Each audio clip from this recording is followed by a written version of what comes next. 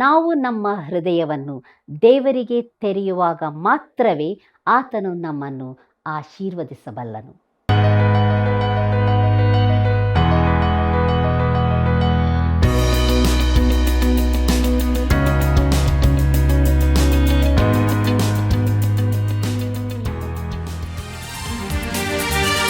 ಸ್ತುತಿ ಸ್ತುತಿ ಸ್ತುತಿ ಸ್ತುತಿ ನಿನಗೆ ಆರಾಧನೆ. ಸ್ತುತಿ ಸ್ತುತಿ ಸ್ತುತಿ ಸ್ತುತಿ ಅತಿ ಬೇಗನೆ ಬರುವಾತನೇ. ಸ್ತುತಿ ಸ್ತುತಿ ಸ್ತುತಿ ಸ್ತುತಿ ಸ್ತುತಿ ನಿನಗೆ ಆರಾಧನೆ. ಸ್ತುತಿ ಸ್ತುತಿ ಸ್ತುತಿ ಸ್ತುತಿ ಅತಿ ಬೇಗನೆ ಬರುವಾತನೇ. ಯುಗ ಯುಗದಲ್ಲಿ ಇರುವಾತ ದೇವ, ಸದಾ ಜೀವಿಸುವಂತ ಪ್ರಭುವ. ಯುಗ ಯುಗದಲ್ಲಿ ಇರುವಾತ ದೇವ, ಸದಾ ಜೀವಿಸುವಂತ ಪ್ರಭುವ.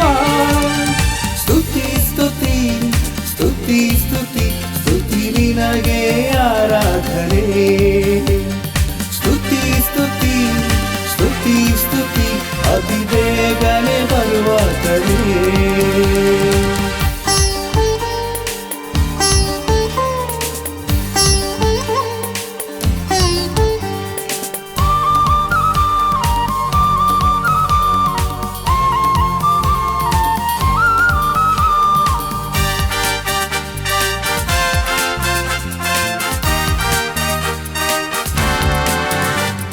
ಶಿರದಲ್ಲಿನ ನಿನ್ನ ಕೂದಲು ನಿರ್ಮಲವಾದ ಹಿಮದಂತೆಯೇ, ನಿನ್ನ ಮುಖವು ಅತಿ ಸುಂದರವು ಪ್ರಕಾಶಿಸುವ ಸೂರ್ಯನಂತೆಯೇ.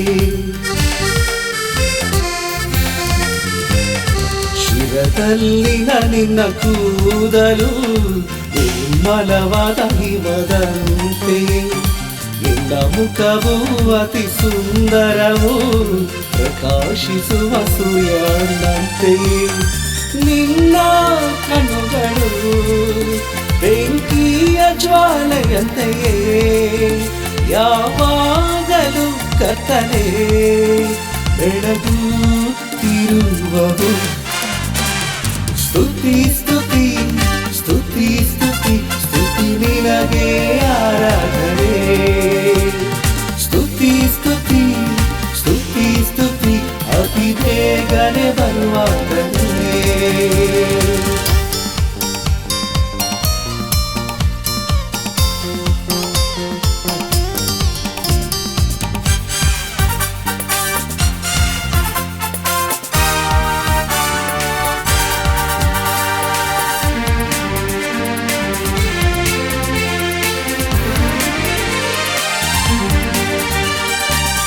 ಸ್ವರವು ಎಷ್ಟು ಮಧುರವು. ಪ್ರೀತಿಯುಳ್ಳ ಸಹೋದರ ಸಹೋದರಿಯರೇ, 1ನೇ ಪೂರ್ವಕಾಲ ವೃತ್ತಾಂತ ಪುಸ್ತಕದ ಅಧ್ಯಯನದ ಕೊನೆಯ ಕಾರ್ಯಕ್ರಮಕ್ಕೆ ಮುಟ್ಟಿದ್ದೇವೆ. ನೀವೆಲ್ಲರೂ ಬಹು ಅಮೂಲ್ಯವಾದ ವಿಷಯಗಳನ್ನು ತಿಳಿದುಕೊಂಡಿದ್ದೀರಿ ಎಂದು ನಾವು ನಂಬುತ್ತೇವೆ. ನಿಮ್ಮ ಪ್ರೀತಿಯ ಕರೆಗಳಿಗಾಗಿಯೂ ವಂದನೆಗಳು. ದಾವೀದನ ಅಂತಿಮ ಸಂದೇಶ, ಅವನ ಮರಣ, ಸೊಲೊಮೋನನು ಪಟ್ಟಕ್ಕೆ ಬಂದದ್ದು, ಈ ಎಲ್ಲ ವಿಷಯಗಳನ್ನು ತಿಳಿದುಕೊಂಡು ಬಲ ಹೊಂದೋಣ. ಬನ್ನಿರಿ, ದೇವರಾತ್ಮನ ಬಲದಿಂದ ಇಂದಿನ ಅಧ್ಯಯನವನ್ನು ಪ್ರಾರಂಭಿಸೋಣ. ಕರ್ತನಲ್ಲಿ ಪ್ರೀತಿಯುಳ್ಳ ಸಹೋದರ ಸಹೋದರಿಯರೇ, ಲೋಕದಲ್ಲಿ ನಿಮಗೆ ಸಂಕಟ ಉಂಟು, ಧೈರ್ಯವಾಗಿರಿ, ನಾನು ಲೋಕವನ್ನು ಜಯಿಸಿದ್ದೇನೆ ಎಂಬುದಾಗಿ ಹೇಳಿದಂಥ ನಮ್ಮ ರಕ್ಷಕನಾದ ಯೇಸು ಕ್ರಿಸ್ತನ ಪರಿಶುದ್ಧವುಳ್ಳ ನಾಮದಲ್ಲಿ ನಿಮ್ಮನ್ನು ವಂದಿಸುತ್ತಾ ಇಂದಿನ ಸತ್ಯವೇದ ಅಧ್ಯಯನ ಕಾರ್ಯಕ್ರಮಕ್ಕೆ ಬಹು ಪ್ರೀತಿಯಿಂದ ಸ್ವಾಗತಿಸುತ್ತೇನೆ. ಪ್ರಿಯರೇ, 1ನೇ ಪೂರ್ವಕಾಲ ವೃತ್ತಾಂತ ಪುಸ್ತಕದ ಅಧ್ಯಾಯದ ಕೊನೆಯ ಕಾರ್ಯಕ್ರಮಕ್ಕೆ ನಾವು ಬಂದಿದ್ದೇವೆ. ಇಲ್ಲಿವರೆಗೆ ಅದ್ಭುತವಾದ ರೀತಿಯಲ್ಲಿ ದೇವರು ನಮ್ಮನ್ನು ನಡೆಸಿಕೊಂಡು ಬಂದಿದ್ದಾನೆ, ಅನೇಕ ಸತ್ಯಗಳನ್ನು ತಿಳಿಸಿದ್ದಾನೆ. ಆತನ ನಾಮಕ್ಕೆ ಸ್ತೋತ್ರವಾಗಲಿ. ದೇವರ ಆತ್ಮನ ಸಹಾಯವನ್ನು ಬೇಡಿಕೊಳ್ಳುತ್ತಾ ನಮ್ಮ ಧ್ಯಾನದಲ್ಲಿ ನಾವು ಮುಂದೆ ಸಾಗುವಾಗ 1ನೇ ಪೂರ್ವಕಾಲ ವೃತ್ತಾಂತ 28ನೇ ಅಧ್ಯಾಯ 14 ಮತ್ತು 15ನೇ ವಚನಗಳನ್ನು ಗಮನಿಸಿರಿ. ಅಲ್ಲಿ ನಾವು ಹೀಗೆ ನೋಡುತ್ತೇವೆ. ಇವುಗಳ ವಿಷಯವಾಗಿಯೂ ತಾನು ನಿರ್ಣಯಿಸಿಕೊಂಡದ್ದೆಲ್ಲವನ್ನೂ ವಿವರಿಸಿದನು. ಇದಲ್ಲದೆ ಆರಾಧನೆಯ ಆಯಾ ಆಚಾರಗಳಲ್ಲಿ ಉಪಯೋಗವಾಗಬೇಕಾದ ಎಲ್ಲ ಸಾಮಾನುಗಳ ಬೆಳ್ಳಿ ಬಂಗಾರದ ತೂಕ, ಅಂದರೆ ಬಂಗಾರದ ಹಣತೆಗಳಿರುವ ಬಂಗಾರದ ಪ್ರತಿಯೊಂದು ದೀಪಸ್ತಂಭದ ತೂಕ, ಬೇರೆ ಬೇರೆ ಕೆಲಸಗಳಿಗೆ ಉಪಯೋಗವಾಗುವ ಪ್ರತಿಯೊಂದು ಬೆಳ್ಳಿಯ ದೀಪಸ್ತಂಭದ ಮತ್ತು ಅದರ ಹಣತೆಗಳ ತೂಕ ಎಂಬುದಾಗಿ. ಪ್ರೀತಿಯುಳ್ಳ ದೇವಜನರೇ, ಯಾವುದಕ್ಕೂ ಕೈ ಹಿಡಿತವಿರಬಾರದೆಂಬುದೇ ಇಲ್ಲಿನ ತಾತ್ಪರ್ಯ. ದೇವಾಲಯದ ವಿಷಯದಲ್ಲಿ ಯಾವುದೇ ಜಿಪುಣತನ ತೋರಿಸಬಾರದು. ಅದು ದಾವೀದನ ರಾಜ್ಯದ ಸಕಲ ಸಂಪತ್ತಿಗೆ ಸಾಕ್ಷಿಯಾಗಿರತಕ್ಕದ್ದು. ಇದೆಲ್ಲವನ್ನು ದಾವೀದನು ದೇವರ ಘನತೆಗಾಗಿ ಮಾಡಿದನು. 1 ಪೂರ್ವಕಾಲ ವೃತ್ತಾಂತ 28 ಅಧ್ಯಾಯ 19 ವಚನ ಹೀಗೆ ಹೇಳುತ್ತದೆ: ಕೆರೂಬಿ ವಾಹನದ ನಕ್ಷೆಯನ್ನು ಕೊಟ್ಟು ಆ ನಕ್ಷೆಗಳಲ್ಲಿ ಸೂಚಿಸಿದ ಎಲ್ಲಾ ಕೆಲಸಗಳ ವಿಷಯವಾದ ಜ್ಞಾನವು ತನಗೆ ಯೆಹೋವನ ಲೇಖನದಿಂದಲೇ ಪ್ರಾಪ್ತವಾಯಿತೆಂದು ಹೇಳಿದನು ಎಂಬುದಾಗಿ. ಕರ್ತನಲ್ಲಿ ಪ್ರೀತಿಯುಳ್ಳ ಸಹೋದರ ಸಹೋದರಿಯರೇ, ನೋಡಿರಿ, ಈ ವಚನ ವಿಶೇಷವಾದ ವಚನವಾಗಿದೆ. ಗುಡಾರದ ನಕ್ಷೆಯ ಹಾಗೆಯೇ ದೇವಾಲಯದ ನಕ್ಷೆ ಕೂಡ ದೇವರಿಂದಲೇ ಕೊಡಲ್ಪಟ್ಟಿತು. ದೇವರು ವಿವರವನ್ನು, ನಕಾಶೆಯನ್ನು ಕೊಟ್ಟನು. ಸ್ಥಳವನ್ನು ದೇವರೇ ಆರಿಸಿದನು. ದೇವರು ದಾವೀದನನ್ನು ಉತ್ತೇಜಿಸಿದನು.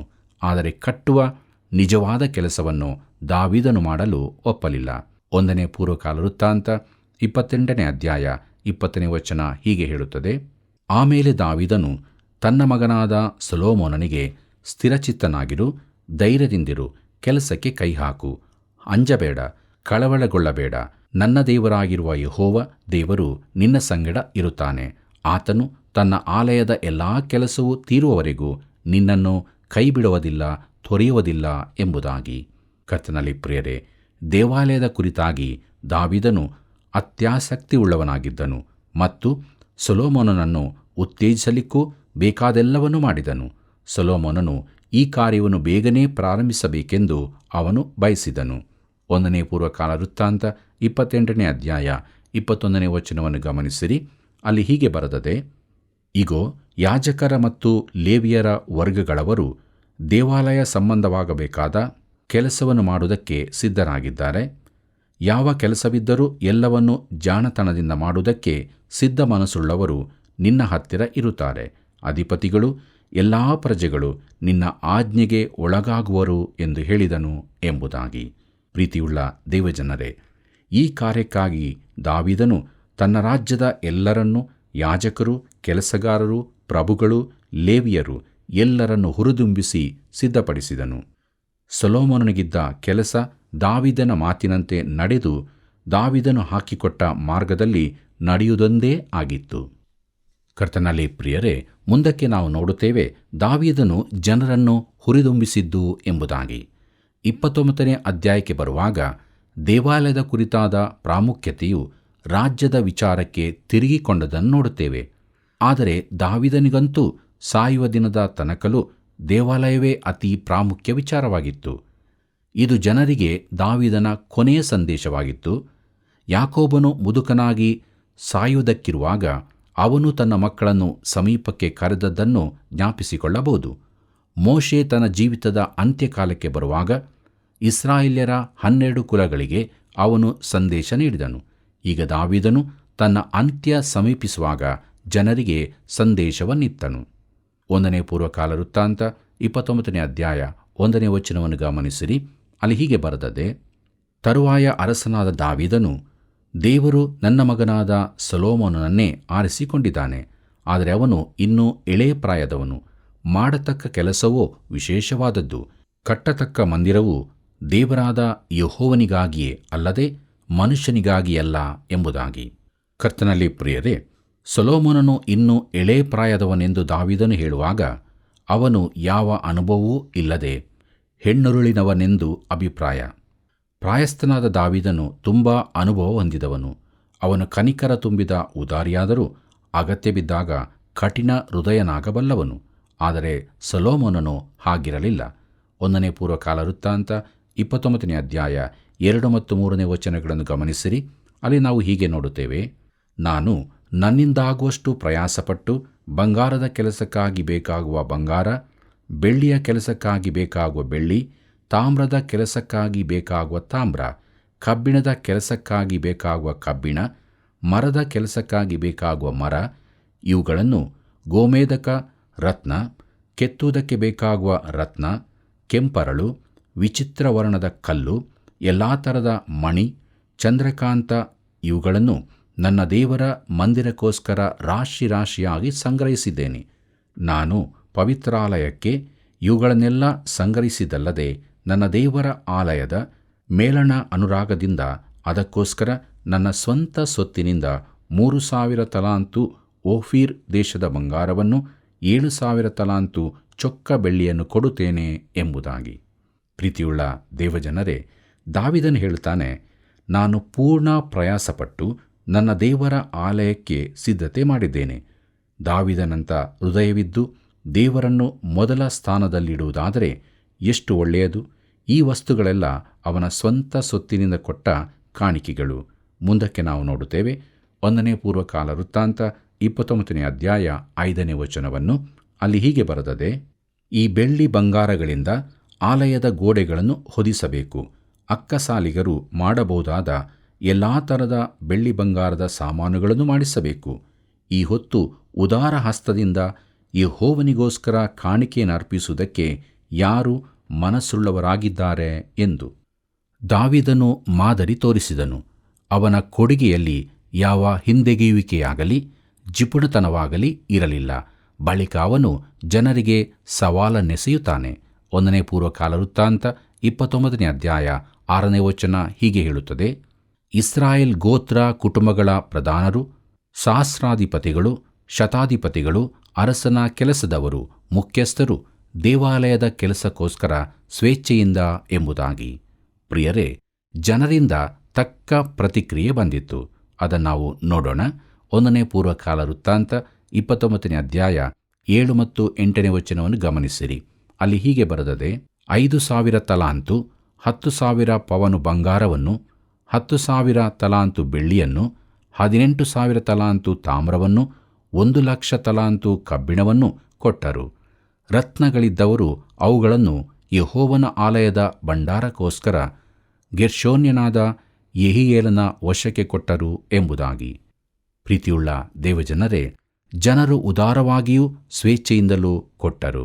1ನೇ ಪೂರ್ವಕಾಲ ವೃತ್ತಾಂತ 29ನೇ ಅಧ್ಯಾಯ 9ನೇ ವಚನ ಹೀಗೆ ಹೇಳುತ್ತದೆ, ಅವರು ಪೂರ್ಣ ಮನಸ್ಸಿನಿಂದಲೂ ಸ್ವೇಚ್ಛೆಯಿಂದಲೂ ಯೆಹೋವನಿಗೆ ಕಾಣಿಕೆ ಕೊಟ್ಟದಕ್ಕಾಗಿ ಜನರೆಲ್ಲರೂ ಸಂತೋಷಪಟ್ಟರು. ಅರಸನಾದ ದಾವೀದನಿಗೂ ಬಹಳ ಸಂತೋಷವಾಯಿತು ಎಂಬುದಾಗಿ. ಕರ್ತನಲ್ಲಿ ಪ್ರೀತಿಯುಳ್ಳ ಸಹೋದರ ಸಹೋದರಿಯರೇ, ತನ್ನ ಜನರು ದೇವಾಲಯದ ಕೆಲಸಕ್ಕಾಗಿ ಸ್ವೇಚ್ಛೆಯಿಂದ ಕಾಣಿಕೆ ಕೊಡುವುದನ್ನು ಕಂಡು ದಾವೀದನಿಗೆ ತುಂಬ ಸಂತೋಷವಾಯಿತು. ಒಂದು ಮಾತು ನಾನು ಓದಿದ್ದೆ, ಅದೇನೆಂದರೆ, ನಿನಗೆ ನೋವಾಗುವ ತನಕ ಕೊಡು ಎಂಬುದಾಗಿ.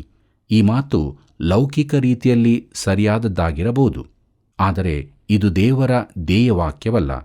ಕೊಡುವುದು ನಿನಗೆ ನೋವುಂಟು ಮಾಡುವುದಾದರೆ ಕೊಡಬೇಡ. ಕೊಡುವುದರಿಂದಾಗಿ ನಿನ್ನ ಹೃದಯಕ್ಕೂ ಜೀವಿತಕ್ಕೂ ಸಂತೋಷ ಉಂಟಾಗಬೇಕೆಂದು ದೇವರು ಆಶಿಸುತ್ತಾನೆ. ಪೌಲನು ಸಂತೋಷವಾಗಿ ಕೊಡಿರಿ ಎಂದು ಹೇಳುತ್ತಾನೆ. ಇಲ್ಲಿನ ಜನರು ಹೀಗೆಯೇ ಮಾಡುತ್ತಿದ್ದರು ಮತ್ತು ವಿಶೇಷವಾದ ಸಂತೋಷ ಅವರಲ್ಲಿ ನೆಲೆಸಿತ್ತು. 1ನೇ ಪೂರ್ವಕಾಲ ವೃತ್ತಾಂತ 29ನೇ ಅಧ್ಯಾಯ 10ನೇ ವಚನವನ್ನು ಗಮನಿಸಿರಿ. ಅಲ್ಲಿ ನಾವು ಹೀಗೆ ನೋಡುತ್ತೇವೆ, ಆ ನಂತರ ದಾವೀದನು ನೆರೆದ ಸಭೆಯ ಮುಂದೆ ಯೆಹೋವನನ್ನು ಸ್ತುತಿಸಿ ಹೇಳಿದ್ದೇನೆಂದರೆ, ನಮ್ಮ ಪಿತೃವಾಗಿರುವ ಇಸ್ರಾಯೇಲನ ದೇವರೇ, ಯೆಹೋವನೇ, ಯುಗ ಯುಗಾಂತರಗಳಲ್ಲಿ ನಿನಗೆ ಕೊಂಡಾಟವಾಗಲಿ ಎಂಬುದಾಗಿ. ಕರ್ತನಲ್ಲಿ ಪ್ರಿಯರೇ, ದಾವೀದನು ದೇವರನ್ನು ಇಸ್ರಾಯೇಲ್ ಜನಾಂಗದ ತಂದೆ ಎಂದು ಕರೆದನು. ಹಳೆ ಒಡಂಬಡಿಕೆಯಲ್ಲಿ ದೇವರನ್ನು ವ್ಯಕ್ತಿಗಳ ತಂದೆ ಎಂದು ಕರೆಯಲಾಗಿಲ್ಲ. ದಾವೀದನು ಕೂಡ ದೇವರನ್ನು ತಂದೆಯೇ ಎಂದು ಕರೆದಿರಲಿಲ್ಲ. ದೇವರು ದಾವೀದನನ್ನು ತನ್ನ ಸೇವಕನೆಂದು ಕರೆದನು. ಇದು ವಿಶೇಷವಾದ ಸಂಗತಿಯಾಗಿದೆ. ಮೋಶೆಯ ಧರ್ಮಶಾಸ್ತ್ರದಲ್ಲಿ ದೇವರ ಮಗನೆಂದು ಎಲ್ಲೂ ಹೇಳಿಲ್ಲ. ಕ್ರಿಸ್ತನ ಮೇಲಣ ವಿಶ್ವಾಸದ ಮುಖಾಂತರ ಮಾತ್ರವೇ ನಾವು ದೇವರ ಪುತ್ರರಾಗುತ್ತೇವೆ. ದೇವರಿಗೆ ಮಹಿಮೆಯಾಗಲಿ. ಮುಂದಕ್ಕೆ ನಾವು ದಾವೀದನ ಪ್ರಾರ್ಥನೆ ಎಂಬ ವಿಚಾರವನ್ನು ನೋಡೋಣ. ದಾವೀದನು ಮಾಡಿದ ಶ್ರೇಷ್ಠ ರಾಜ್ಯ ಪ್ರಾರ್ಥನೆಯನ್ನು ನಾವು ನೋಡುತ್ತೇವೆ. ಕರ್ತನಲ್ಲಿ ಪ್ರಿಯರೇ, 1ನೇ ಪೂರ್ವಕಾಲ ವೃತ್ತಾಂತ 29ನೇ ಅಧ್ಯಾಯ 11ನೇ ವಚನವನ್ನು ಗಮನಿಸಿರಿ. ಅಲ್ಲಿ ಹೀಗೆ ಬರೆದಿದೆ, ಯೆಹೋವ, ಮಹಿಮಾ ಪ್ರತಾಪ ವೈಭವ ಪರಾಕ್ರಮ ಪ್ರಭಾವಗಳು ನಿನ್ನವು. ಭೂಮ್ಯಾಕಾಶಗಳಲ್ಲಿರುವುದೆಲ್ಲ ನಿನ್ನದೇ. ಯೆಹೋವನೇ, ರಾಜ್ಯವೂ ನಿನ್ನದು. ನೀನು ಮಹೋನ್ನತನಾಗಿ ಸರ್ವವನ್ನು ಆಳುವವನಾಗಿರುತ್ತೀ ಎಂಬುದಾಗಿ. ಕರ್ತನಲ್ಲಿ ಪ್ರಿಯರೇ, ಈ ಮಾತುಗಳು ನಿಮಗೆ ಪರಿಚಿತವಾಗಿರುವಂತೆ ಕಾಣುತ್ತದೋ? ಯೇಸುವಿನ ಶಿಷ್ಯರು ತಮಗೆ ಪ್ರಾರ್ಥಿಸಲು ಕಲಿಸಬೇಕೆಂದು ಆತನನ್ನು ಕೇಳಿಕೊಂಡಾಗ ಆತನು ಒಂದು ಮಾದರಿ ಪ್ರಾರ್ಥನೆಯನ್ನು ಕಳಿಸಿಕೊಟ್ಟನು. ಆತನು ದಾವೀದನ ಈ ಪ್ರಾರ್ಥನೆಯ ರೀತಿಯಲ್ಲೇ ನುಡಿದನು, ನಿನ್ನ ರಾಜ್ಯವು ಬರಲಿ ಎಂಬುದಾಗಿ. ದಾವೀದನ ಹೃದಯದ ಆಶೆಯಾಗಿತ್ತು. ಈ ಮಾತುಗಳು ಸರಳವಾಗಿಯೂ ಚುಟುಕಾಗಿಯೂ ಇದ್ದರೂ ಶತಮಾನಗಳ ಆಶೆಯನ್ನು ಪ್ರತಿಬಿಂಬಿಸುತ್ತಿದ್ದವು. ಈ ಪ್ರಾರ್ಥನೆಯು ಹಳೆ ಒಡಂಬಡಿಕೆಯಲ್ಲಿಯೂ ಇಡೀ ಸತ್ಯವೇದದಲ್ಲಿಯೂ ಶ್ರೇಷ್ಠ ಪ್ರಾರ್ಥನೆಗಳಲ್ಲೊಂದಾಗಿದೆ. ಅದು ಸರ್ವವನ್ನೊಳಗೊಂಡಿದ್ದು ಭಕ್ತಿ, ಸ್ತೋತ್ರ, ಕೃತಜ್ಞತೆಗಳನ್ನು ಒಳಗೊಂಡದ್ದಾಗಿದೆ. ಅದು ಮಾನವ ಯೋಗ್ಯತೆಯ ಕಡೆಗೆ ಲಕ್ಷ್ಯವಿಡದೆ ಮಾನವನು ದೇವರ ಮೇಲೆ ಆತುಕೊಂಡದ್ದನ್ನು ತಿಳಿಸುತ್ತದೆ. ಅದು ಸ್ವಯಂ ದೀನತೆ, ಅರಿಕೆ, ಸ್ವಸಮರ್ಪಣೆಗಳ ಸಂಕೇತವಾಗಿದೆ. ಎಲ್ಲವೂ ದೇವರಿಗೆ ಸೇರಿದೆಂದು ಅದು ಒಪ್ಪಿಕೊಳ್ಳುತ್ತದೆ. ರಾಜ್ಯವು ದೇವರದೆಂದು ದಾವೀದನು ಒಪ್ಪಿಕೊಳ್ಳುತ್ತಾನೆ. ಕರ್ತನಾದ ಯೇಸು ಇದನ್ನೇ ಆಧರಿಸಿಯೇ ಶಿಷ್ಯರಿಗೆ ಕಳಿಸುತ್ತಾನೆ. ಪ್ರಿಯರೇ, ಸತ್ಯವೇದದಲ್ಲಿ ರಾಜ್ಯವೆಂದರೆ ನಿತ್ಯ ರಾಜ್ಯವೂ ಐಹಿಕ ರಾಜ್ಯವೂ ಆಗಿರುತ್ತದೆ. ಅದು ಸಾರ್ವತ್ರಿಕವೂ ಸ್ಥಳೀಯವೂ ಆದದ್ದು. ಅದು ಪ್ರಸ್ತುತವಾದದ್ದು. ಸಾಮಾನ್ಯ ಮಾತಿನಲ್ಲಿ ಹೇಳುವುದಾದರೆ ಅದು ಭೂಲೋಕದ ಮೇಲಿನ ಪರಲೋಕದ ಆಳ್ವಿಕೆಯಾಗಿದೆ. ಪ್ರಿಯರೇ, ದೇವರು ಆದಾಮನನ್ನು ಸೃಷ್ಟಿಸಿದಾಗ ಅವನಿಗೆ ಅಧಿಕಾರವನ್ನು ಕೊಡುತ್ತಾನೆ. ಹಾಗಾದರೆ ರಾಜ್ಯ ಎಂಬ ಮಾತಿನ ಅರ್ಥವೇನು? ಅದು ಭೂಲೋಕದ ಮೇಲಿನ ದೇವರ ಆಳ್ವಿಕೆಯಾಗಿದೆ. ಅದು ಭೂಲೋಕದ ಪುನಃಸ್ಥಾಪನೆಗಾಗಿ ದೇವರ ಕೈ ಕೆಳಗೆ ತರಲು ಪ್ರಾರ್ಥನೆಯಾಗಿದೆ. ದೇವರು ಈಗ ಭೂಲೋಕವನ್ನು ಆಳುತ್ತಿದ್ದಾನೆಂದು ನೀವು ನೆನೆಸಬೇಡಿರಿ. ಹಾಗಿರುತ್ತಿದ್ದರೆ ಈಗ ನಾವು ನೋಡುವ ಯಾತನೆ, ಕಣ್ಣೀರು, ನಿರಾಶೆ, ಯುದ್ಧಗಳು ಇವು ಯಾವುದೂ ಇರುತ್ತಿರಲಿಲ್ಲ. ಇಂತಹ ರಾಜ್ಯಕ್ಕಾಗಿ ನಾವು ಪ್ರಾರ್ಥಿಸಬೇಕಾಗಿದೆ. ಅದು ದೇವರ ರೀತಿಯಲ್ಲೇ ಬರುವಂಥದ್ದಾಗಿದೆ. ಅದು ದೈವಿಕ ಕ್ರಮದಲ್ಲಿ ಬರಲಿಕ್ಕಿದ್ದು ಅದರೊಂದಿಗೆ ದೈವಿಕ ವಿಚಾರಗಳು ತುಂಬಿರುತ್ತವೆ. ಈ ರಾಜ್ಯವನ್ನು ಈ ಲೋಕದಲ್ಲಿ ಮಾನವನು ಸ್ಥಾಪಿಸಲು ಸಾಧ್ಯವಿಲ್ಲ. ಕರ್ತನಾದ ಯೇಸು ಮಾತ್ರ ಅದನ್ನು ಸ್ಥಾಪಿಸಬಲ್ಲನು. ರಾಜ್ಯವು ನಿನ್ನದೇ ಆಗಿದೆ. ಪ್ರಿಯರೇ, ಕರ್ತನು ಕಲಿಸಿದ ಪ್ರಾರ್ಥನೆಯು ಬಹಿರಂಗ ಪ್ರಾರ್ಥನೆಗಾಗಿ ಅಲ್ಲವೆಂದು ನನ್ನ ಭಾವನೆ. ಅದು ಭಾನುವಾರದ ಆರಾಧನೆಯಲ್ಲಿ ಕೊನೆಗೆ ಸೇರಿಸುವ ಒಂದು ವಿಷಯವಲ್ಲ. ಅದು ವೈಯಕ್ತಿಕ ಧ್ಯಾನಕ್ಕೆ ಉಪಯುಕ್ತವಾದದ್ದು. ರಾಜ್ಯವು ನಿನ್ನದೇ ಎಂಬುದು ಪ್ರತಿಯೊಬ್ಬ ವಿಶ್ವಾಸಿಯ ಪ್ರಾರ್ಥನೆಯೂ ಆಗಿರತಕ್ಕದ್ದು. ಈ ರಾಜ್ಯವು ಈ ಭೂಲೋಕದಲ್ಲಿ ಸ್ಥಾಪಿಸಲ್ಪಡುವುದನ್ನು ದಾವೀದನು ಎದುರು ನೋಡುತ್ತಿದ್ದನು. ಅದು ಅದ್ಭುತ ದಿನವಾಗಲಿದೆ. 1 ಪೂರ್ವಕಾಲ ವೃತ್ತಾಂತ 29 ಅಧ್ಯಾಯ 14 ವಚನವನ್ನು ಗಮನಿಸಿರಿ.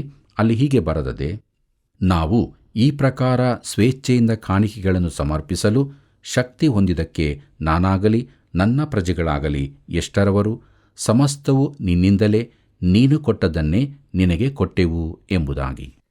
ಪ್ರೀತಿಯುಳ್ಳ ದೇವಜನರೇ, ನೀವು ದೇವರಿಗೆ ಏನನ್ನೂ ಕೊಡಲಾರಿರಿ, ಯಾಕಂದರೆ ನಿಮಗಿರುವುದೆಲ್ಲವೂ ಆತನದೇ ಆಗಿರುತ್ತದೆ. ಆದರೆ ನೀವು ಕೊಡುವಾಗ ಆತನು ನಿಮ್ಮನ್ನು ಆಶೀರ್ವದಿಸುತ್ತಾನೆ.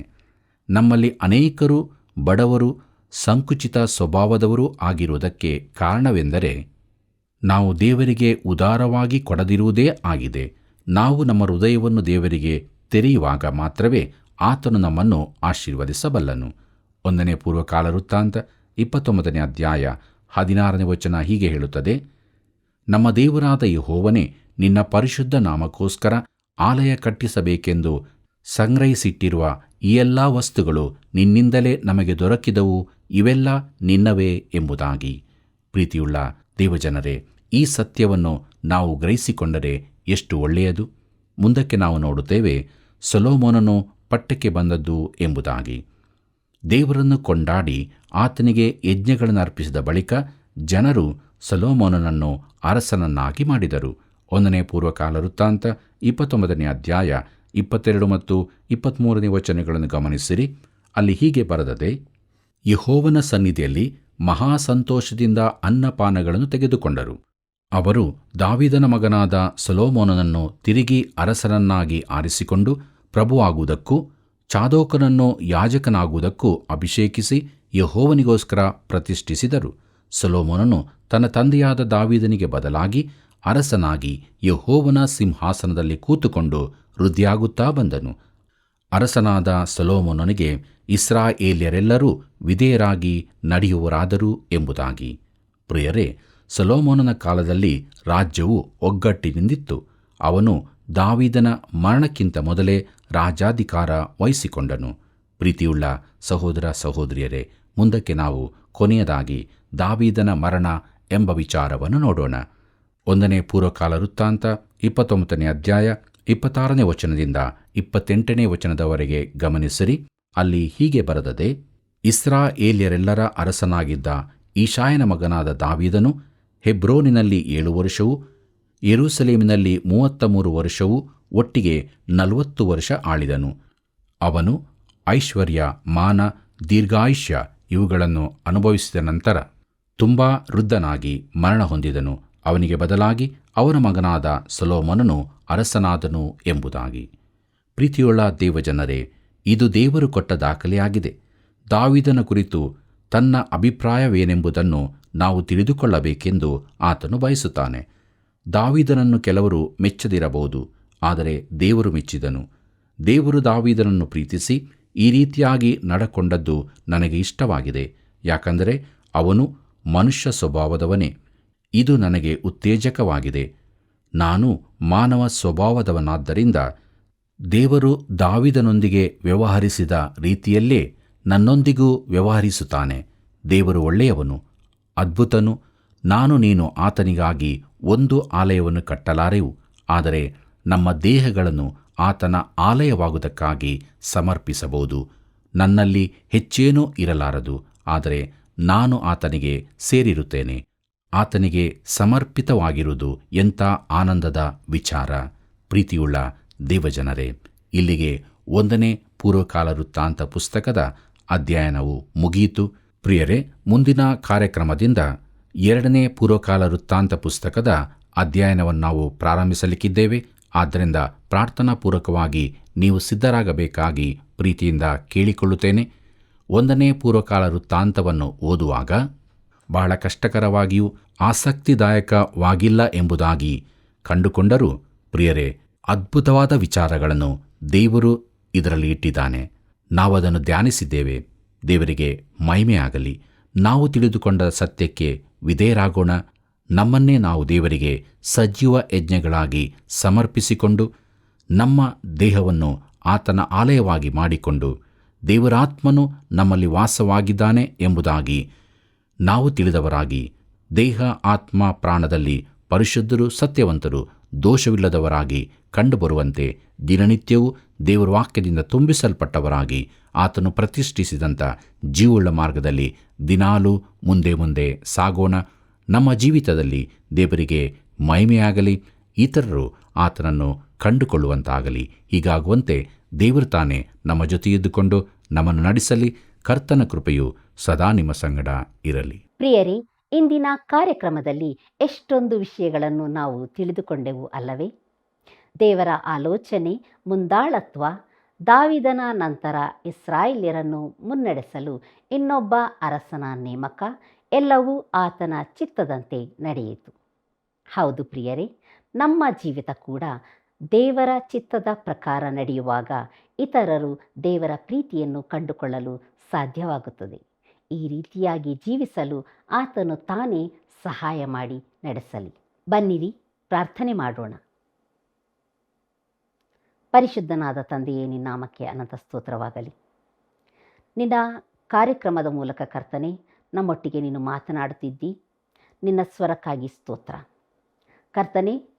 ಈ ಕಾರ್ಯಕ್ರಮವನ್ನು ವೀಕ್ಷಿಸುತ್ತಿರುವ ಎಲ್ಲ ನಿನ್ನ ಮಕ್ಕಳಿಗಾಗಿ ಪ್ರಾರ್ಥಿಸುತ್ತೇವೆ. ಅವರ ಕುಟುಂಬದಲ್ಲಿ ಅವರ ವೈಯಕ್ತಿಕವಾಗಿ ಇರಬಹುದಾದ ಎಲ್ಲ ಸಮಸ್ಯೆಗಳನ್ನು ಕರ್ತನೆ, ಎಲ್ಲ ರೋದನೆ ವೇದನೆಗಳನ್ನು, ಕಣ್ಣೀರನ್ನು ನೀನು ಒರೆಸಬೇಕೆಂದು ನಿನ್ನೊಟ್ಟಿಗೆ ಬೇಡಿಕೊಳ್ಳುತ್ತೇವೆ. ನಿನ್ನ ವಾಕ್ಯದ ಮೂಲಕ ಅವರನ್ನು ಬಲಪಡಿಸು ರಾಜ. ಇನ್ನೂ ಹೆಚ್ಚಾಗಿ ಆಶೀರ್ವಾದ ಹೊಂದಿ ನಿನ್ನ ಮಕ್ಕಳಾಗಿ ಅವರು ಸಂತೋಷವಾಗಿ ಜೀವಿಸುವಂತೆ ಕೃಪೆ ಮಾಡಬೇಕೆಂದು ಯೇಸು ಸ್ವಾಮಿಯ ಮುದ್ದು ನಾಮದಲ್ಲಿ ಬೇಡಿ ಹೊಂದಿದ್ದೇವೆ ಕರ್ತನೆ, ಆಮೇನ್. ಪ್ರಿಯರೇ, ನಾವು ಕಲಿತ ಎಲ್ಲ ವಿಷಯಗಳಿಗಾಗಿ ವಿಧೇಯರಾಗೋಣ. ಈ ಸೇವೆಗಾಗಿ ಪ್ರಾರ್ಥಿಸಿ ಕರೆ ಮಾಡಿರಿ. ಮುಂದಿನ ಕಾರ್ಯಕ್ರಮದಲ್ಲಿ ಮೂಡಿಬರುವ 2ನೇ ಪೂರ್ವಕಾಲ ವೃತ್ತಾಂತ ಅಧ್ಯಯನಕ್ಕಾಗಿ ಸಿದ್ಧರಾಗಿರಿ. ಮತ್ತೆ ಭೇಟಿಯಾಗೋಣ. ವಂದನೆಗಳು.